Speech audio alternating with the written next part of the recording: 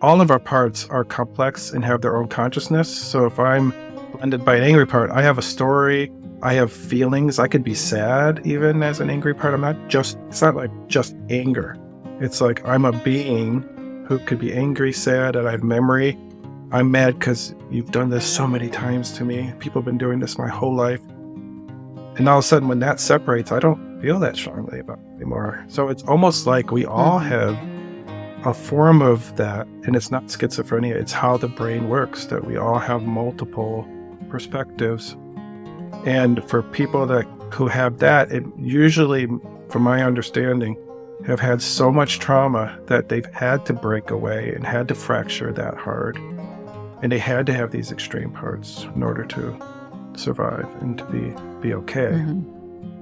So I wouldn't say it's really different, it's just very extreme.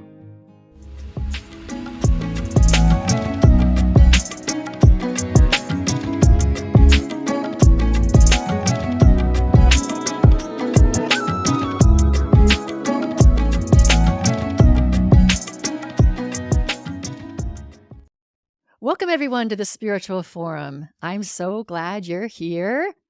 I'm recording from Wisconsin, and my guest is in Michigan, and I will introduce him in just a moment, but I want to just give a brief shout out to Debbie for donating to the Spiritual Forum podcast, prayer, and retreat ministry. I always appreciate everybody who supports this ministry, and at this point, it's 100% donation-based ministry. So thank you for showing up and doing all of the good things that you do to support this podcast. We're on the spiritual path together. And this podcast is the message of hope, inspiration, and awakening. And all of my guests have an interesting story to tell that inspired us on our transformative journey from who we've been to who we are becoming. So let me introduce to you Seth Kopald. He's a certified level 3 internal family systems practitioner. He's got a PhD in organizational management, and he facilitates his own retreats and workshops, but he's also been on Dick Schwartz's staff for multiple retreats. Dick Schwartz is the founder of Internal Family Systems. I'm going to let him tell more about his own journey. His specialties include self-led parenting, leadership, spirituality, and creating spaces where people's parts feel safe and understood. We're going to learn about our parts in just a minute. We're going to be focusing our conversation today on his newly published book, which is Self-Led, Living a Connected Life with Yourself and with Others. Welcome, Seth. Thank you so much for having me. It's really nice to be here. Yeah, it's great to have you too. I've got lots of interest in internal family systems theory and how we can apply that to our lives. We'll talk about the spiritual angle of this in a minute, but I'd love to hear from you if you can share briefly what your spiritual journey has been that has taken you to being a level 3 internal family systems practitioner and also a new author of Self-Led. Yeah, thank you so much. And I really love this question, and you sent it to me ahead of time. And it's been almost like illuminating for me to like look at it almost like a timeline and like how things I did early in life have led to now. So I was raised in a Jewish home, and I ended up going to a Jewish summer camp when I was young.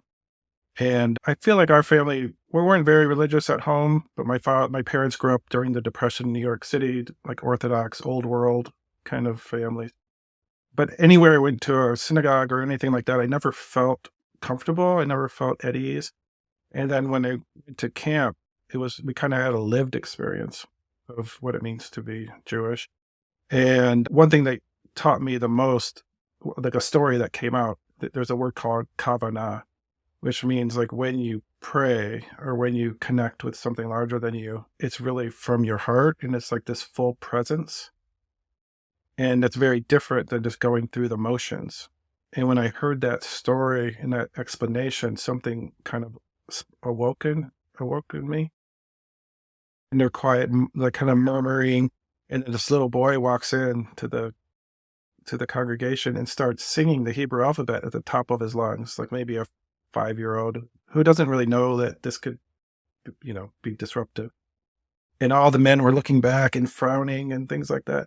But then the rabbi stopped and told everyone that, and from his vision, that this boy was praying like more so than anyone else in the room. Like, because all he knew was the alphabet, but he was singing it from his heart to as a form of connection. And that story is stuck with me.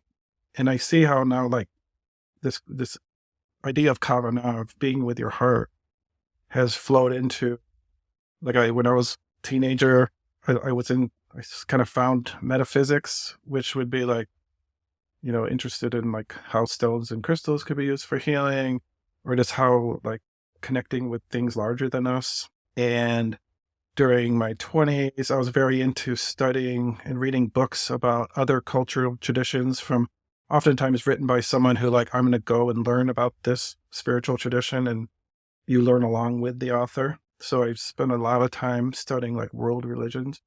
And shortly after that, I found myself, through education, I became a Montessori teacher, and I was trained in Montessori, the international version. And Dr. Montessori, who was the first woman in Italy's history to become a physician, was extremely spiritual. It's almost like very much like Kavana, where she felt like if you really observe children, they'll teach you what they need in a very spiritual way. Like, if you really let go of all your preconceptions and are very present and like almost like sensing them, like that's the highest form of observation, and they teach you what they need. You create conditions for them to be successful based on what you observe. So I gained a deep respect for children, a deep respect for their process during that time. And, after that, I've been included in various traditions and like, I've been invited to Native American ceremonies, and I kind of circled back to Judaism since my kids were born, because I wanted them to have an identity, a Jewish identity. And I still felt like nothing fits. Like, I couldn't find my place. Like, I felt like, like the whole kind of wandering Jew kind of thing. And I finally found a place in Reconstructionist, which is a place where people can kind of create their own sense of things. And then within that, I found IFS. And IFS is Internal Family Systems, created by Richard Schwartz. And there's this notion that we all have this self inside, that like this pure, authentic self that can't be damaged. And that we have parts of us who become damaged. And when we can kind of ask our parts to give us enough space, it's almost like the clouds are covering the sun. The sun is self, our authentic self. You might say our authentic soul. And our parts cloud it, where we can't be ourselves. And when we get permission and our parts separate, we're already in our full strength. And then we could be there for ourselves, for our parts that way. We can be that way for other people. And I feel like, wow, it's really going back to Kavana, because I feel like self-energy resides in the heart, where my brain can create all kinds of problems. But when I'm in my heart and I'm in my full self, I really like, oh, I'm curious about you, and I'm curious about me. And I think my head is more protective of me. And then within IFS, there's all kinds of there's like a mystical side of IFS, where we're connecting to other energies and what's been passed into us, like almost like epigenetics, but also other energies from our parents. Like, do I hold my dad's anger, types of things, even connecting with what's bigger than us. And we also believe that our self is connected to a larger self. Yeah, I'll just say IFS has become like a mode of me, how I look at the world. And I still love all these other traditions out there, but I'm always like wondering, who's doing this? Who's engaging in the spiritual practice? Is it me, or is it one of my parts? Interesting. Yeah. Yeah. I want to get into IFS and really quickly, because I don't know how familiar everybody is out there about IFS. But first, let me just reflect on some of what you were saying, because what is it? It's Kavana. Is that what you were talking about? Is that how you pronounce it? Kavana? I love the story of the little boy singing the alphabet. That's an authentic expression of the divine self or the actualized self. And like the Exactly. child who's singing the alphabet as at the top of his lungs, that he is the one who is praying more authentically than the rest of us that are reciting all this stuff or trying to do everything right or say the right things or Exactly. whatever. I just love that story. And that's like, returning back to our I don't know if it's returning back to our innocence, but it is.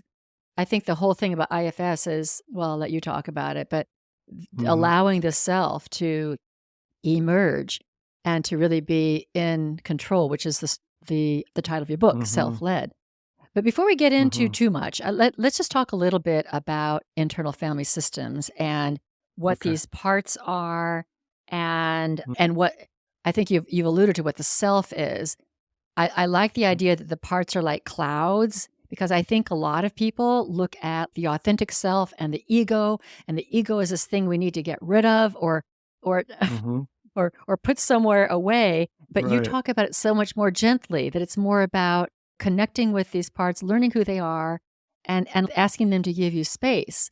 So can you share a little bit about what these parts are? What are some Mhm. typical parts and Right. what is the best way that we would engage with them? Yeah. Great question. So in IFS, it leans on other philosophies and other theories of the mind that we have something called multiplicity, which means we can hold many perspectives at once. And I might even say, even to ask the listeners, like, think of your most guilty pleasure dessert that you love. And if somebody says, would you like that chocolate cake? Or would you like that carrot cake or cheesecake? How many conflicting feelings we might have in that moment. Right? One part's like, yes, it's almost like an animalistic, I'm going to eat that cake. And then there's another part that might sound like a parent, like, you know what happens if you eat that cake? You're going to feel crappy. And then you might have another part who will shame us for eating the cake. And all that can be happening at once. And I've heard these theories where it's like, push that away, push that away, push that away. But in IFS, what we've learned is because we can actually interview these parts. So when I'm working with someone, I'm helping them talk to the part who says, aren't you a horrible person if you want to eat that cake? And what we hear is that all of these parts have good intentions. Like they're trying to save us from some deeper pain. And these are the protectors I'm talking about right now. So we have general types of protectors. One is we call it a firefighter because it's trying to soothe pain instantly. It's like a reaction. So the parts who react. So for instance, if you told me like after the show, Seth, this was horrible. There's no way we're going to even post this. I might have a part who says, I'm about to eat some chocolate cake. I'm going to just like get rid of all that pain through this cake. And then we Right. have, and those are the same parts that actually, when they're really extreme, they make people drink and do drugs and gamble. But they're not so extreme where they might make me zone out. They might make me feel flatline, like I feel numb. They might make us look at our phones and zone out. And then we have these other Mhm. parts that are protectors that we call managers who are like actively, proactively trying to keep us looking okay so that we don't feel the pain inside as well. And the pain might be beliefs about ourselves, like I'm not as smart as I think I should be. I'm worthless. I'm not enough. I'm too much. All those other deeper things that we hold shame. And the manager saying, Seth, if you're perfect, if you come across this way, no one's going to ever invoke that in us. No one's going to see that in us. So I'm going to eat well and I'm going to look good and I'm going to do all these things. And then behind the protector, it's like a protector's wall almost, more hidden, not so much subconscious because we can get in touch with these parts, but they're often out of our consciousness, is what we call exiles, parts that we have pushed away that carry these beliefs about ourselves. And even especially American culture, it's like you're not even supposed to entertain these beliefs. You're supposed to pull on your bootstraps and move forward, right? Like we're not supposed to entertain this. Nowadays, I think more people, it's more normalized to have therapy and do self-exploration. But for many years, it wasn't. And these exiles tend to be really young. So when we find them and go to them, people will often see images of themselves, a lot of times stuck in a time period in our lives. Ann Cinco is one of the trainers. She recently talked about almost like a wrinkle in time. Like you have your timeline, something bad happens to you, like a small t, large T trauma, somebody at school, your parents to say or do something to hurt you. It's almost like there's a little bit of a wrinkle, and this part gets kind of stuck there with this experience. So we help people go back and retrieve those children and etc. And then when our parts become unburdened, it's like, like self is kind of like, almost like you said, a divine state of being, but we can't function if we're only that. We would almost be in a meditative, blissful state. So in order for me to interact with you, my parts are helping me all the time. So parts are not bad. When they're burdened, they could be extreme. And when we say is our parts can blend with us, so when the clouds are covering the sun, you think there's like a cloudy day, and people experience you like a cloudy day. But when I criticize you or defend, might be really a defensive type of person, or if my ego, I'm the best person in the planet, it just means that part is stepping in front of you and you're talking through its mouth. It's using your mouth, actually. And as I ask that part to step aside and give me more space, I can listen and say, oh, you want me to look good. How can I help with that? So you want me to be prepared. You want me to do my stuff. Okay, is it okay if I take the lead? And then a lot of times, this is like something I made up. Go back to your parts and ask, how did I do? Like, oh, it looks like she's smiling right now. Am I doing okay? Okay, good. Right? But if that part was in the lead, you might not be smiling because you might sense an agenda. And that's when you say, like, this Yeah, guy's got a lot of ego. And ego is a bunch of managers. It's not like some evil force. It's like a team of managers trying to make me look acceptable and lovable. When people say lock away your ego, ship it away, it's almost like you're exiling more of yourself. exactly. Yeah, I can see that. I love the way you describe this, and I think it's just so fascinating. I think you also talk in your book that when we get embroiled in conflicts, either at work or with our kids or with Mm-hmm. our partners, that what's Mm-hmm. happening is our parts are out there Mm-hmm. in the broiling, and That's right. ourselves are kind of back here. And so you can Mm-hmm. see it when other people are doing it. I was watching a show last night. I'm like, oh, I see that part. I see that part. I think it's easier to That's see it right. in other people. But that's what we're doing. It's like our little ferocious dragons are That's right. It's engaging with parts each against other. parts. Yeah. Yeah, it's so Yes. interesting. And then you also tell people in your book that if somebody is obviously reacting to you with with a part, then you've probably brought forth your own part. So all of this to me Mm-hmm. really requires a lot of commitment to observation of the self and a desire That's to really be right. on what I call the spiritual path, which is really Mm-hmm. discovering and allowing that Mm-hmm. the true self, who we were born to be, and it's not Mm-hmm. like finding it so much, but allowing it to be able to be in in what's a better word? Led is your word. I was going to say in control, but Mm. leading, being the leader. Right. My PhD in leadership taught me that you can't be a leader unless people choose to follow. Like I can Uh, manage people and threaten them. I'm not going to pay you unless you do your work. But leadership is I choose to walk forward and people behind me say, I like that idea. I'm going to go with you. And so with our parts, it's like you become a trusted figure in the system. They say Seth nurtures us. He listens to us. He understands us. When he makes choices, they tend to be good. So we're going to trust to let him lead. And oftentimes our parts don't even realize how old we are. So one question we ask people is like, ask the part how old it thinks you are. A lot of times it's much younger. So of course they would need a lead if they thought you were 5 or 7 or 12 or 20. So some of this is gaining trust in the system. And I will say one more thing, if you don't mind, that no, this sure. whole thing about like, as a mirror, like if I'm blended with a part, you'll sense an agenda and you'll react. So for me, I'm always like, I think it's the Montessori in me too, always wanting to observe, like you said. And if I see you reacting to me negatively in the past, my parts would feel very defensive, like, ooh, what are you doing to me? Right? Like you're being mean. But now it's like, I even have my managers go, Seth, IFS, be curious, like, see what's happening. So if I see you getting upset, I know parts beget parts. So I let me do a quick, what we call a U-turn back to myself and say, was I blended with something just a minute ago? Like, what was my intention? What was my agenda? Why is this person responding this way? Let me see. It's easier for me to shift than to ask you to shift. And Yeah. then if I could make space, your protectors were watching me before, now they could relax, and then your protectors relax. And now it's more of a self to self interaction.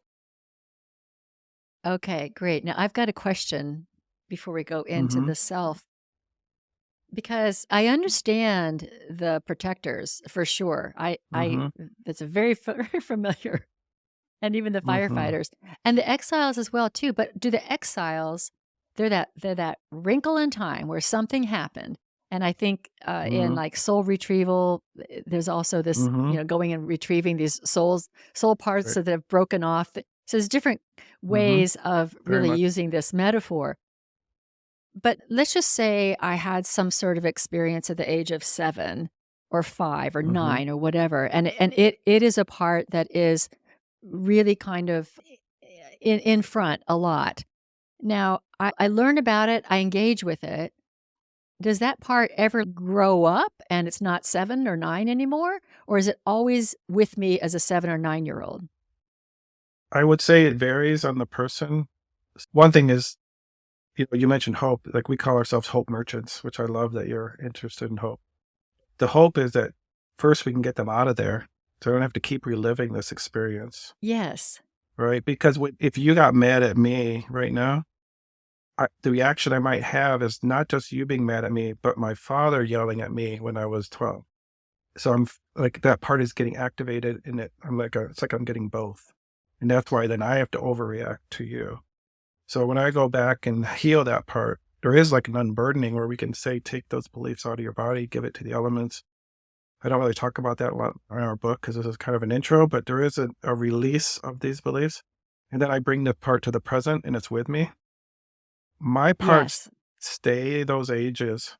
I have an infant, like very much a newborn that I just worked with recently that I hold right here. And just by doing this, my whole body relaxes. I have another little Okay. older infant that I carry in a sling that's always here. I have a 3-year-old that tends to be to my right that when people are upset with me, he gets really upset. And I have to call him over and have him sit on my lap. And then because I'm feeling his body, like when he's upset, I'm upset. Because our parts are still us, right? So when Yes. I'm not feeling self, I know the part is blending with me. So as I soothe him, then I'm soothed because his body's soothed. And then I'm here with you. Some people will say, I just did this work with this part. And I'm watching them grow, grow, grow, grow, grow, and they become like an adult. Sometimes people have said the part will just integrate into my heart and they almost never seem to find them again. So everybody's system shows up a little differently. And it's really, as Dr. Montessori said, how do you know what to do? Observe, observe, observe. And what Dick says, just ask what happens in their system. His name goes by Dick, Richard Schwartz. So like, just ask, like, wow, what's this part doing now? How's it showing up for you? So we trust the self of the client. So if you said, well, my part grows up, I would say, wonderful. My Okay. part stays the same. Wonderful. So it's Yeah, really, yeah. the key is that they're not stuck in the painful moment and they're not carrying negative beliefs about themselves anymore, which means you don't carry those negative beliefs about yourself anymore. Yes.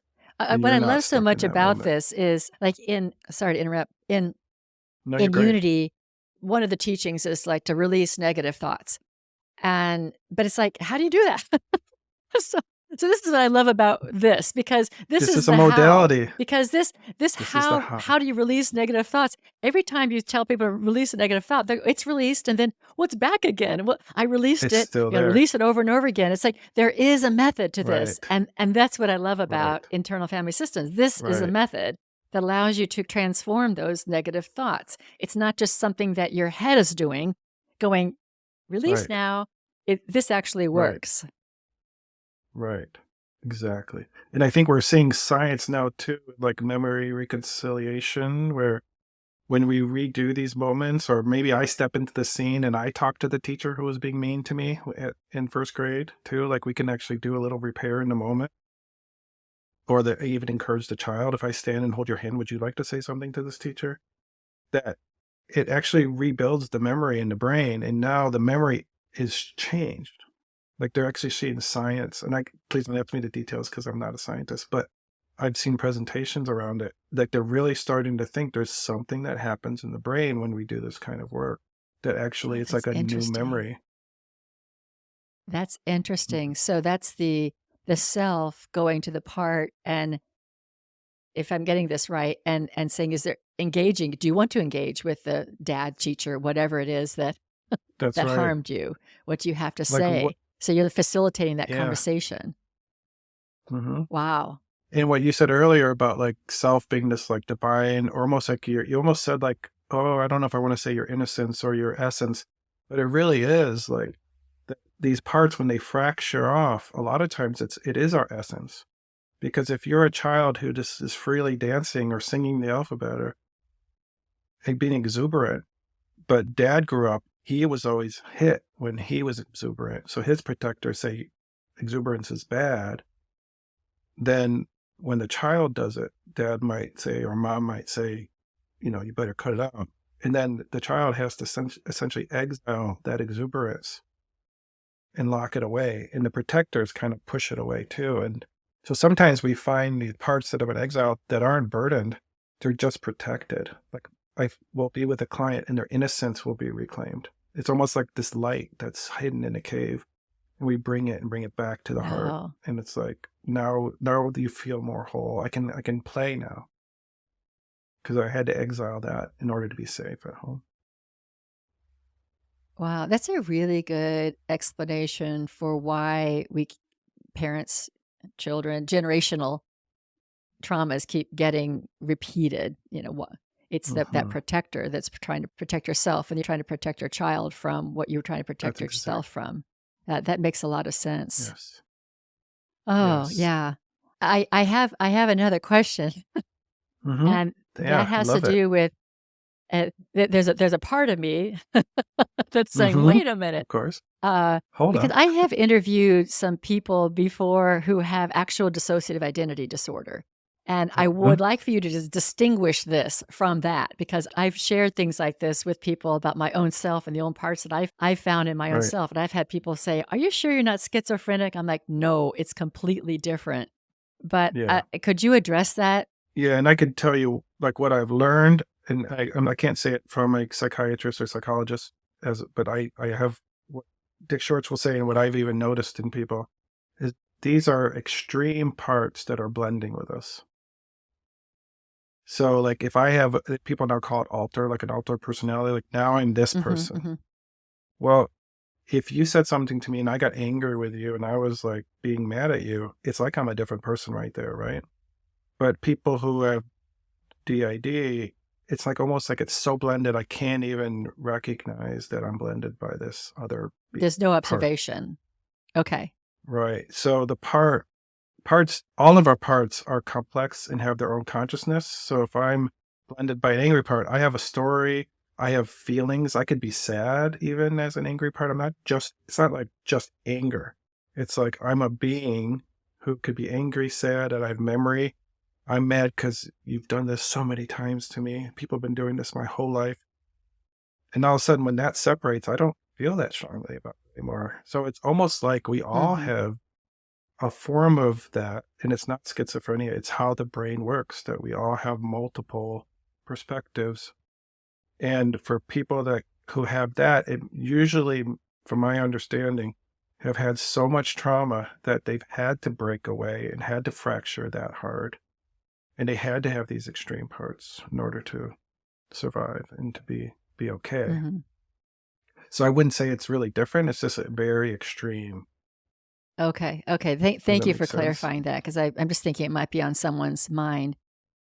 Let's Yeah. turn our attention to the self a little bit, because I'd like for you to Hmm. talk about the C's and the P's, and how can you Okay. discern when you're not being self-led, as you speak about in your book. Okay. Yeah. And I always have to pull out the C's and the P's because even Richard Schwartz will I forget know them. there's curiosity and confidence. Yes. So basically, so a lot of times the C's that we call on the most tend to be curiosity and compassion. Because, like, say if I'm with you and you're talking to me and we're in any kind of even discussion, conflict, if I ask myself, am I curious? And it's not, and I've had to differentiate between, is my curious in my head or my heart? Because I'm curious could mean I Mm. want to figure you out so I can control the situation, versus I'm curious for my heart where I really want to know you. And compassion is like this high form of, like, I could experience this with you and I can feel the pain that you're experiencing. And I could reflect that back to you, how much I understand what you're feeling, which is different than empathy, which is like I'm experiencing it at the same time. And I might not even be as available to you as I am if I'm in compassion. Confidence, courage, clarity, where I really see things very clearly, connectedness between you and me and the higher spirit, me and the world, creativity and calmness. And the P's are presence, patience, perspective, persistence, playfulness. And for those, I really feel like, like me having a presence here with you, with my parts, I can see what's happening. Perspective, I can see that I've just activated a part in you, or my parts are being activated. And persistence, meaning like I am a hope merchant. I am not giving up on my parts. I'm not giving up on your parts. Like, I know you have good intentions, so I'm staying here with you. So It's when we decide, we kind of notice if we're self-led. Self-led means I'm here with my parts and I'm the spokesperson. It doesn't mean I don't have parts. It means I'm hearing them, I'm feeling them. Like, I just had a part said, "It's Seth, are you talking too much?" I'm like, "I think we're okay. I'll let you join in if you need to." But so, and there's little, I call them litmus tests. Like, one, am I curious? Am I compassionate?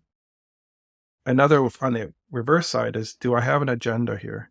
Am I really trying to have urgency and trying to convince you of something? That's typically not self. Because self is so comfortable in what you believe, I don't have to convince you of anything. Like, yeah. if I have to, like, really convince you, it means I need you to think I'm right, which goes to, well, what if I'm not right? Oh, well, then I'm a bad person. I'm not valuable. So it all goes down if there's an agenda. Hmm. Hmm. But if I could just have no agenda, I'm just like, I just want to share what I know and see what you think about it. And then there's that piece of noticing other people. How are you responding to me? And then am I more in my head or my heart? So if I'm more in my head, I tend to start noticing I'm blended by thinking parts, feeling very open and spacious, care more about me than I care about you. Whereas in my heart, I feel like it's more, I feel like open to both of us. Is that making sense? Yeah, it does. So these are like quick ways to discern whether our parts are engaging out there, our parts Mm-hmm. are taking over, Right. or our self is clouded by the parts. So if I'm noticing in conversation with you or somebody else that I'm not really curious, or I'm not compassionate, or Mm-hmm. I'm impatient, or I have an agenda. I Mm-hmm. do like the agenda. Mm-hmm. If I'm self-aware enough that I can notice those things, then that's like a little red flag that says, okay, there's some part in me or multiple parts that are clouding Mm-hmm. myself. And it's an opportunity for me to notice that, to engage with those parts, find out what's going on. And I think you say even ask them to kind of step aside, to give some space Right. so that the self can come Mm-hmm. through. Now, to me, this is a skill that you're doing it as you're Skill. talking to me. I can tell that you're Yes. skilled at this. And I think most people Yes. would be going, "Wow, how would I have a conversation when I've got all these Right. parts going on? I'm trying to talk to Hmm. them at the same time." But I imagine that this is something that just becomes life. Yeah. I compare it to learning an instrument or a sport. Like, the first time you try playing a guitar, it's going to be painful. It's going to sound really bad. And if you try it, if you pick up your guitar for 5 minutes a day, after a few months, you're actually going to might play a simple song. And it's, how am I noticing myself? It's, you're actually creating new neural pathways of habit. Right? My habit is to not do it, but if I do things enough, it becomes a new way of being, a new way of thinking, and it just becomes a new normal. Mm-hmm. Mm-hmm. And even if we can't really unblend, like say I notice I have an agenda or if I'm feeling angry, even if we can say to another person, I'm noticing that anger is taking me over right now. Isn't that different than saying, I'm so angry with you? Because now it's an Mm-hmm. attack on the person. But if I could say, I'm Yeah, it's very feeling this anger and powerful. it's boiling in me, is there a way we could stop and pause? Because I don't want this anger to take me over. And at a more advanced level, I could say, my angry part is telling me, like, what you're saying is really stirring up a lot in me. And it's hard for me to hear. And this part wants to protect me and yell at you. And I'm trying to hold it back. Is there any way we could stop this conversation? I can be with my parts for a minute because I don't want to hurt you. Right. I mean, that's a very And high even level of relationship. yes. Yeah. And I can tell you as somebody who has, like, I have a lot of attachment wounds from, I wasn't really like, I was raised like I have all these infants that I'm telling you about because even though I was raised in a home that had enough money and had everything we needed, there was no attachment. Like there was no, my mom and dad didn't like tune into me and really give me the love and attention I really needed. And somehow, thank God for my parts, they realized there was this light inside that needed to be protected. And my brothers and sisters, I think they got more wounded than me. And I feel like I survived because my parts were like, let's stay in our little space and let's isolate ourselves and keep this light alive. And so when people talk to me in a way that shows they don't like me or pull away from me, or if my wife pulls away, I could feel, and especially before I got to know these parts and worked with them, I would have very big reactions. And now that we both use this language, she can stop and say, I have a part that's feeling very frustrated right now. And that's easier for my system to handle. And I can go, oh, I need to stop. And I'm like, oh, I have a part who's like lecturing. Okay. Why don't we pause? So it's almost a gift to your partner, to your coworkers, to your kids. We say speak for our parts. Like I'm just telling you what's happening. And this stuff is happening and I'm worried it's gonna blend with me. And yeah. So it is a gift. That's so Yeah. interesting. Yeah, I just think it's a really high level of relationship. But if you and your partner or whoever you're in relationship with and also has those same tools, I could see how it could really, really be very beneficial. What if you're like at work and your boss is annoying you and Hmm. he knows nothing about internal family Right. systems and Hmm. perhaps if you brought that language forward, there's got to be a part that's saying that would be strange to bring that language forward. You Hmm. don't want to be rejected. So what Right. do you do? How do you have agency with Yeah. this when the other person isn't part of this? Right. Well, I will say I would invite the listeners to try a little social experiment because I did this when I first learned about IFS, that I was this guy in meetings who I would come up with an idea. And I think, I flattered myself at the time, like I'm this smart guy, right? And I have some clarity and I share this idea. And a lot of times the bots would be like, yeah, I like that. And I would look around the room and everybody else was like, Mr. Shining over here. Like I would turn people off.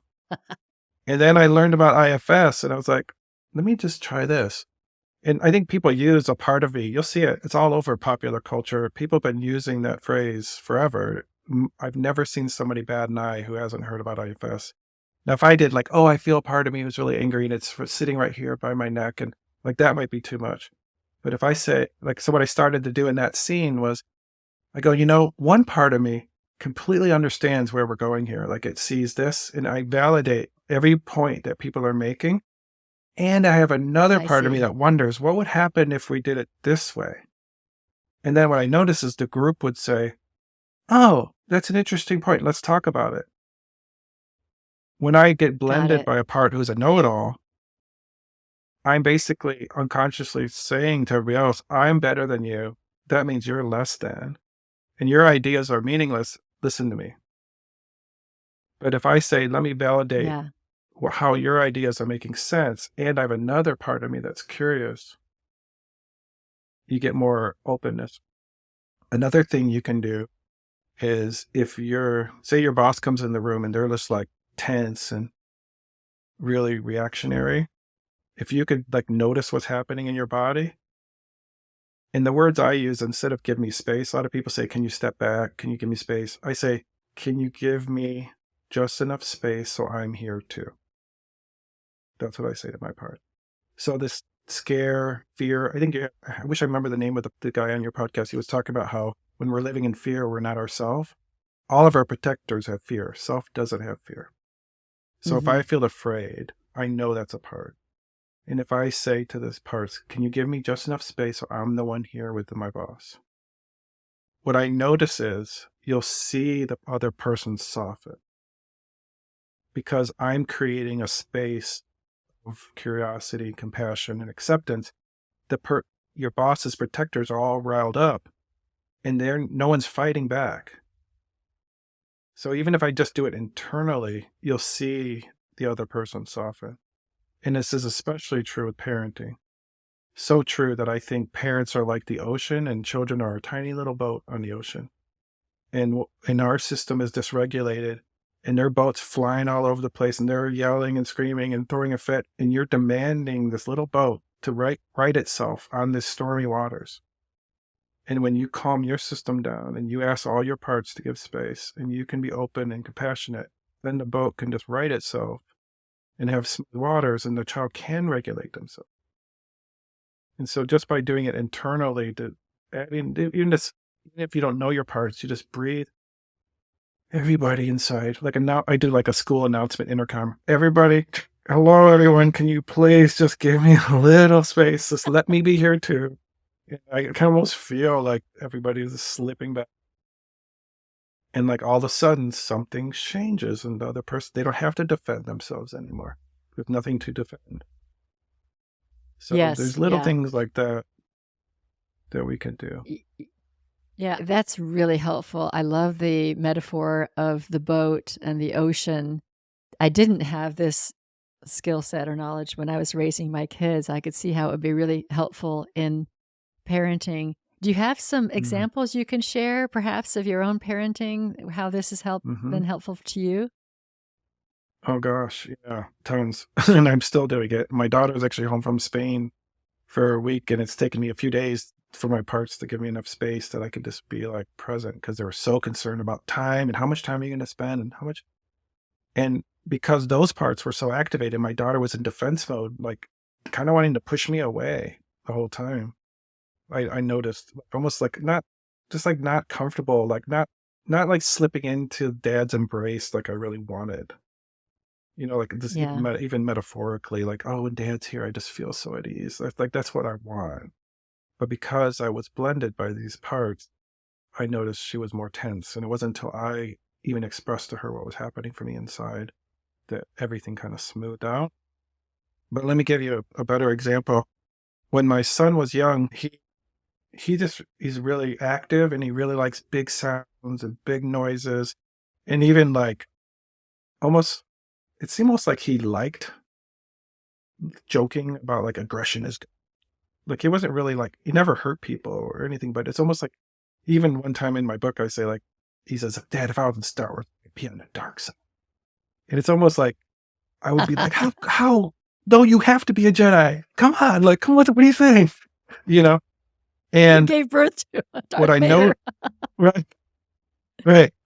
And what I noticed was even though I had all these parenting skills and all the developmentally appropriate phrases to use as a good parent, they all had an agenda of saying, you're here and I'm going to help you become here.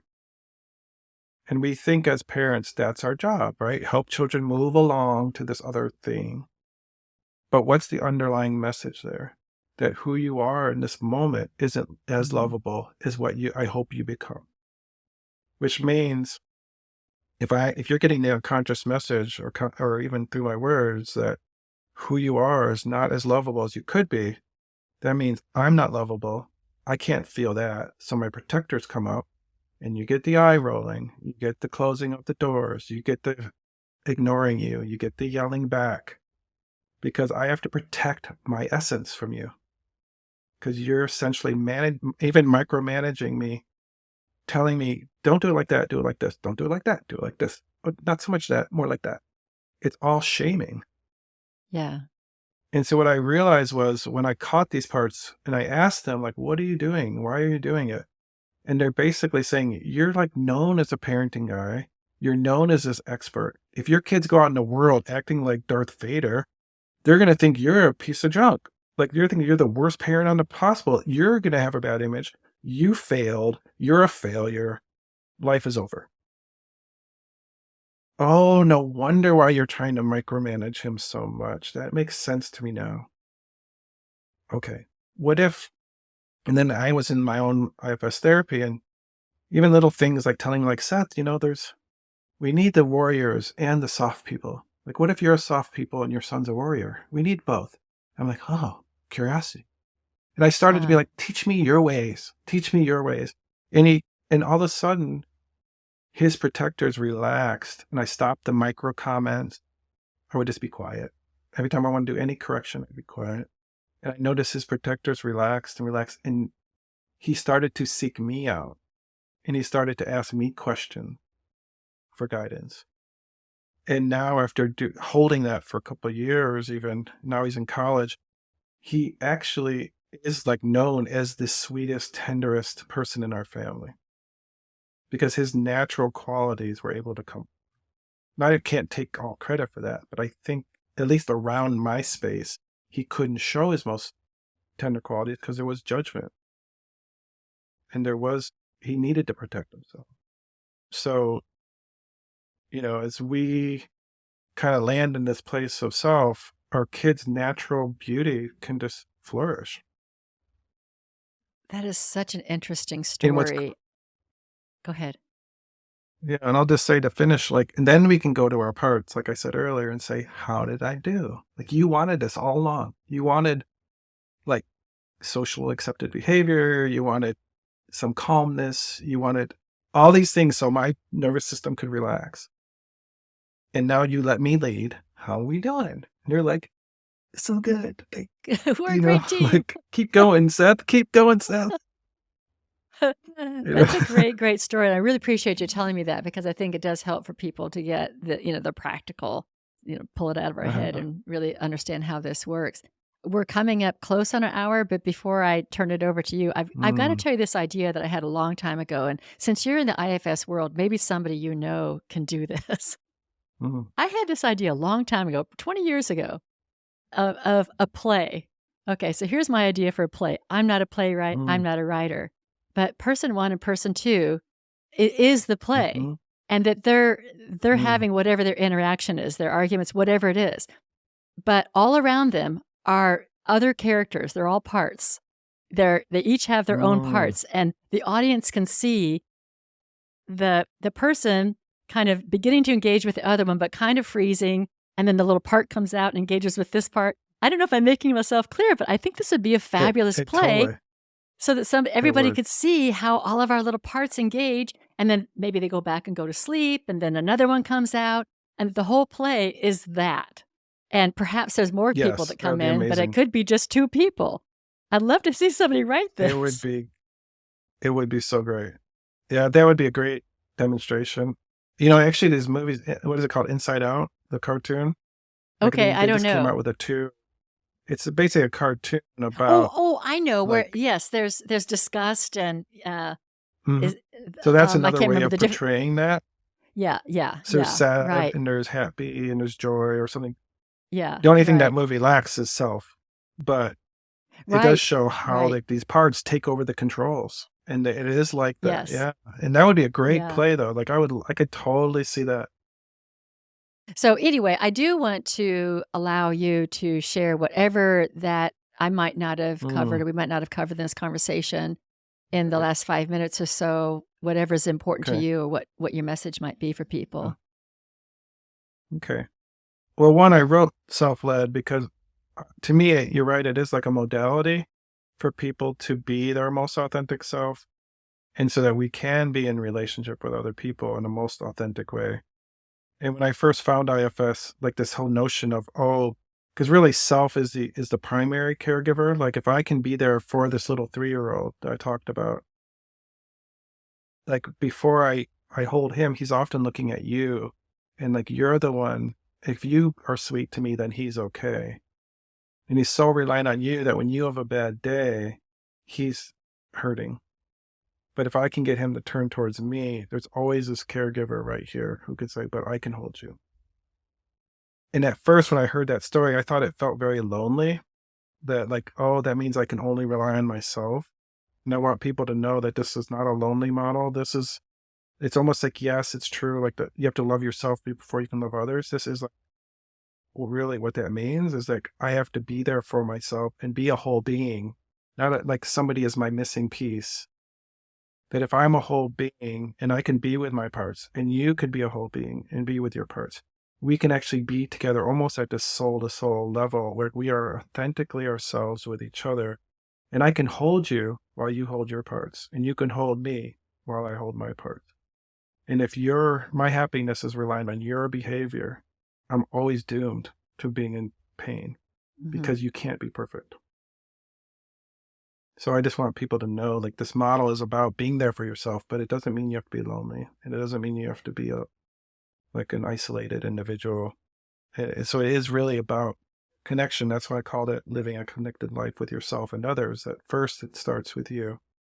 And then you're available for authentic connections with other people. Yeah, and I really want to reiterate that this is the spiritual path to me. A lot of people think that spirituality are these fantastical experiences that are, supernatural or whatever, Mhm. and crystals and I don't know, meditation and not that those aren't spiritual, but to me the spiritual path is very much about how we're walking on this planet, in this life, in Mhm. this body, who we're being. And as we integrate Right. ourselves and become more whole and allow that authentic divine self, that's what I call it, to Yeah. emerge and blossom, then we're relating to each other in a really real way. And we're not just experiencing the divine, but we're expressing the divine, that it's really coming through That's right. us fully. So Right. that's why I think this work is so important. And it really is an integral part of the spiritual Yes. path. I 100% agree. It sounds so aligned. And one thing, if I do have another second to say one last Sure. thing, Hmm. I had an experience one time actually in prayer where there's a certain prayer where you can have a personal conversation with God and just kind of say what you want to say and whatever. And that's when I was writing this chapter on spirituality about like, well, who's praying? Is there part of me praying? And I realized during this prayer, I would normally ask God, like, please take care of my health and my family and my children's health and their jobs, and please make sure we don't lose our home, and please make sure. And then I was like, wait, that's all fear, Yep. fear of something bad happening. Let me just check. Oh my God, this is the part who's begging for something. And I asked this part, can you just give me enough space so I can be here too? And all of a sudden dropped in, and it was very clear. I'm supposed to say, what do you want me to know? So I asked, what do you want me to know? And I heard, you don't need the acceptance of others, you have mine. And my whole system relaxed. And what I felt was like, I have myself, which now became a part, and God was like this larger self. And now, as a human, I'm a part, this larger self.